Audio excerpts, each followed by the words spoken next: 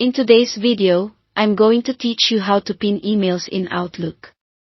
If you've ever had an important message get buried by new mail, pinning keeps it right at the top so you can find it instantly. I'll show you how this works in Outlook on the web and in the new Outlook app for Windows and Mac, and then I'll show a simple workaround for the classic desktop app. First, Outlook on the web and the new Outlook app share the same behavior. Open your inbox and find the message you want to keep handy. Move your mouse over that email in the message list. As you hover, a small row of quick action icons appears. Click the pin icon, it looks like a thumbtack. That's it. The message jumps to the top of your list and stays there even as new emails arrive.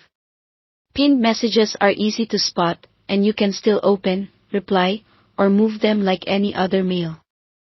If you decide you no longer need it pinned, hover over the message again and click the unpin icon. It's the same thumbtack, but pointed downward. The email returns to its normal place in your inbox based on date.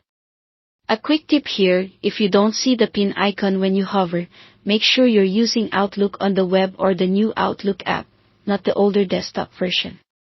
Also, pinning is per folder, so pin a message in the folder where you want it to stay visible.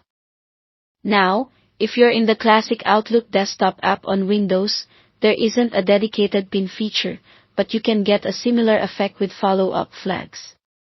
Right-click the email you want to keep track of, point to follow up, and choose no date if you just want a simple flag, or pick a date if you want a reminder. This adds a red flag to the message so it stands out in your list. To keep flagged items in sight, go to the View tab, open the To-Do bar, and choose Tasks.